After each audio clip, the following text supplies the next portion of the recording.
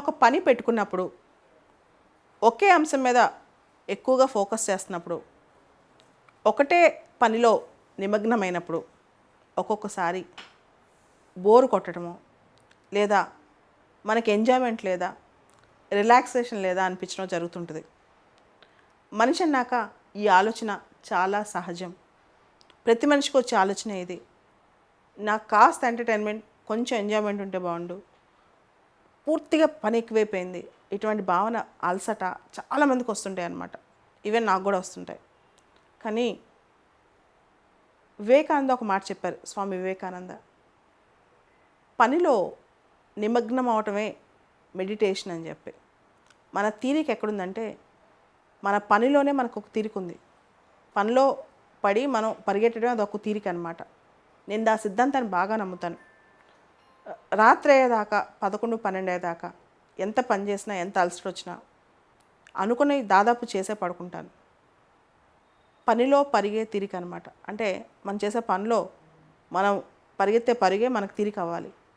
అంతేగాని ఒక గంట ఎంజాయ్ చేద్దాం, 2 రోజులు బ్రేక్ తీసుకుందాం, 1 వీక్ ఎక్కడికైనా వెళ్ళొద్దాం, ఇవన్నీ మనం ఒక లక్ష్యం చేరిన తర్వాత, మనం ఒక స్థాయికి వచ్చిన తర్వాత.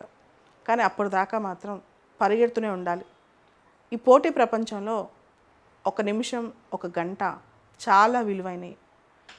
మనం 1,00,000 రూపాయలు పే చేసి ఒక గంట ఎక్స్ట్రా కొనగలమా ఒక రోజులో? ఎంత పే చేసినా, ఏం చేసినా కొనలేనిది ఏంటి తెలుసా? టైం. దాన్ని మనం సద్వినియోగం చేసుకోవాలి. కాబట్టి ఏది మనకి ఇప్పుడు అవసరము, ఏది అవసరం కాదు అనే దాని మీద మన విచక్షణ బాగా పనిచేయాలి. చాలామంది ఆ విచక్షణ సరిగా పనిచేయించుకోకుండా, అంటే ఈ 24 గంటల్లో మ్యాక్సిమం మనం ఇన్వెస్ట్మెంట్ టైం అంతా దేని మీద పెట్టాలి అనేది చాలా ఇంపార్టెంట్. అలా కాకుండా రకరకాల అంశాలు చేసేసి ఇంకోళ్ళ మీద రెస్పాన్సిబిలిటీ తోసేస్తారు. వాళ్ళ మీద వాళ్ళు రెస్పాన్సిబిలిటీ తీసుకోరనమాట. నేనైతే మల్టీ టాస్కింగ్ చేస్తుంటాను. ఒకటేసారి 2, 3 పనులు కూడా ఒకసారి చేస్తూ ఉంటాను అనమాట. సో అంత జాగ్రత్తగా టైం వాడుకుంటే మనం అనుకునేది ఏదైనా సాధించగలం. అలా కాకుండా మనం కనుక టైం అంతా సగం వేస్ట్ చేసి ఇంకోళ్ళ వల్ల వేస్ట్ అయిందనో, ఇంకో పని వల్ల వేస్ట్ అయిందనో, ఇంకొక కారణం వల్ల వేస్ట్ అయిందని అనుకుంటే తర్వాత మనకి అసలు ఎంజాయ్మెంట్ లేదు లైఫ్లో అని తెగ బాధపడిపోతుంటే అది తప్పనమాట. మనకి పనిలో మనం పడే కష్టమే మనకు తీరిక అనుకోవాలి. పనిలో పడే కష్టమే మన రిలాక్సేషన్ అనుకోవాలి. పనిలో పడే కష్టమే మన మెడిటేషన్ అనుకోవాలి. పనిలో పడే కష్టమే మన ఎంజాయ్మెంట్ అనుకోవాలి. అప్పుడే చాలా వరకు, అంటే విజయం సాధించడమే కాదు, ఒక డిసిప్లిన్ అలవాటు అయిపోద్ది. మీరు గమనిస్తే సివిల్ సర్వెంట్స్లో, అంటే వాళ్ళు ఎటువంటి బ్యాక్గ్రౌండ్ నుంచి వచ్చినా, ఎలా వచ్చినా, వాళ్ళందరూ యూపీఎస్సీ వాళ్ళకి నేర్పించేది ఒకటే, ఒక పద్ధతిలో పనిచేసుకుంటూ వెళ్ళటం, ఒక డిసిప్లిన్ అనమాట. యాక్చువల్గా ఏ కాంపిటేటివ్ ఎగ్జామ్ అయినా మనిషికి అదే నేర్పిస్తుంది. గ్రూప్ 1 కానీ, గ్రూప్ 2 కానీ, సివిల్స్ కానీ. ఒక మనిషి ఒక 6 నెలలు, సంవత్సరం పాటు ఒకటే పని కంటిన్యూస్గా చేశాడు అనుకోండి, ఆటోమేటిక్గా పనిలో నిమగ్నం అవటం, ఫోకస్ చేయడం అలవాటు అవుతాయి.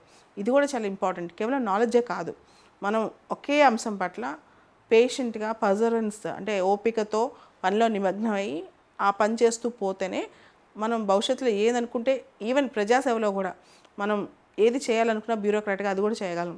సో కాబట్టి రిలాక్సేషన్, ఇమీడియట్గా రోజుకు ఒక మూవీ చూస్తే కానీ నాకు రిలాక్స్ అవ్వలేను, ఇవన్నీ పక్కన పెట్టి నువ్వు చేయాలనుకున్న, నీ నమ్ముకున్న సిద్ధాంతాన్ని, నువ్వు నమ్మిన లక్ష్యాన్ని, నువ్వు కోరుకున్న జీవన విధానాన్ని అవలంబించడం కోసం, దానికోసమే మనం 100% మన టైం డెడికేట్ చేస్తే అప్పుడు మన సక్సెస్ అయినా ఫెయిల్ అయినా మనలో రిపెంటెన్స్, ఆ బాధ మాత్రం, అంటే మనం చేయలేదు 100% అనే బాధ ఉండదు. ఇంకోళ్ళని మనం దోషులుగా కూడా చూపించాం.